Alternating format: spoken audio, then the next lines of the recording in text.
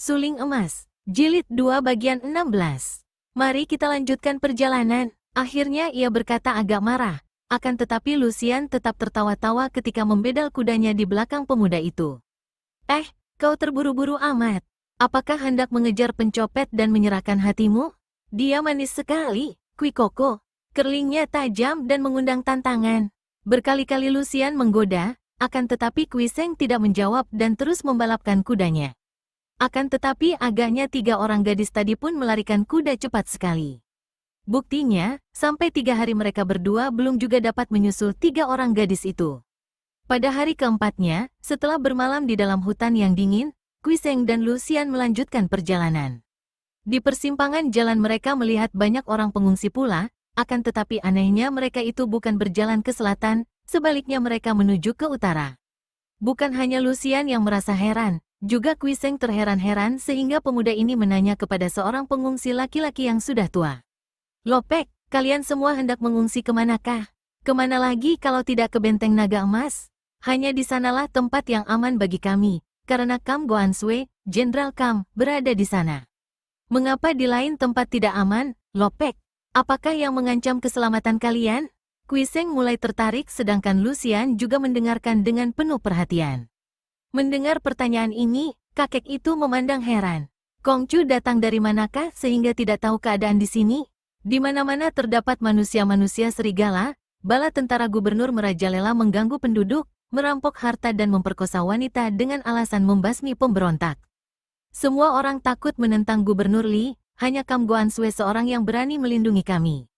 Kongcu dan Nona sebagai orang-orang asing sebaiknya jangan melakukan perjalanan di daerah ini, berbahaya.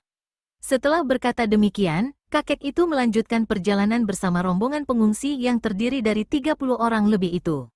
Lopek, masih jauhkah benteng itu dari sini? Tiba-tiba Lucian bertanya sambil mengajukan kudanya.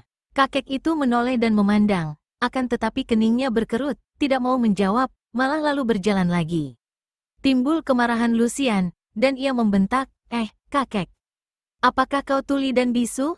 Kakek itu cemberut, menoleh lagi dan mengomel. Tidak ada wanita baik di zaman edan ini. Tentu saja Lucian makin marah.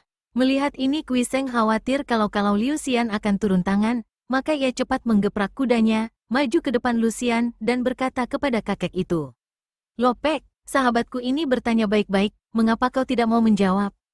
Harap jangan salah melihat orang, sahabatku ini seorang pendekar wanita yang berhati mulia. Lenyap kemarahan Lucian dan ia tersenyum-senyum mendengar pujian ini. Adapun kakek itu lalu membalikkan tubuh, memandang ragu kepada Lucian lalu menjura. Harap Nona suka maafkan, baru pagi tadi di sini lewat pula 3 orang gadis seperti Nona, akan tetapi mereka itu kasar bukan main. Bahkan 5 orang kami mereka pukul dengan cambuk karena kurang cepat minggir untuk mereka lewat dengan kuda mereka yang besar-besar. Kalau Nona hendak mengetahui, benteng itu tidak jauh lagi, kurang lebih 3 li lagi dari sini. Setelah rombongan itu bergerak lagi, dan Kwiseng mulai menggerakkan kendali untuk melanjutkan perjalanan, Lucian menyentuh lengannya dan berkata, Kwikoko, kita berhenti di sini, mencari tempat mengaso sampai nanti malam. Mengapa begitu? Hari masih siang, dan perjalanan masih jauh. Ada keperluan apa sehingga harus berhenti di sini? Keadaan benteng itu, Jenderal Kam itu, dan 3 orang gadis yang agaknya juga pergi ke sana, menarik hatiku untuk menyelidiki. Malam nanti aku hendak menyelidiki ke sana, melihat keadaan dan mencari tahu apakah sebenarnya yang terjadi. Moi, mengapa kau mencari urusan yang sama sekali tidak ada sangkut pautnya dengan kita? Urusan Jenderal Kam adalah urusan negara, dan selama orang menyangkutkan diri dengan urusan negara, maka tak boleh tidak ia mempunyai cita-cita yang kotor. Tak perlu kita mencampurinya, moi. Akan tetapi Lucian sudah memutar kudanya dan mencari tempat yang enak untuk mengaso dan bermalam. Akhirnya ia berhenti di bawah pohon yang besar, lalu turun dari kudanya. Terpaksa Kwiseng mengikutinya. Sudahlah, Koko, aku lapar karena terlalu banyak bicara. Biar ku carikan daging untuk teman roti kering kita. Gadis itu meloncat dan lenyap memasuki hutan yang gelap. Tak lama kemudian ia tertawa-tawa sambil memegang 2 ekor kelinci gemuk pada telinganya. Kwiseng tidak berkata apa-apa, hanya membantu gadis itu menguliti kelinci dan membakar dagingnya.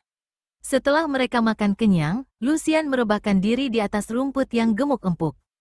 Tak sampai 10 menit kemudian gadis itu sudah tidur nyenyak, mukanya miring berbantal tangan, napasnya panjang teratur, pipinya kemerahan, bulu matanya yang merapat kelihatan panjang, membentuk bayangan pada pipi.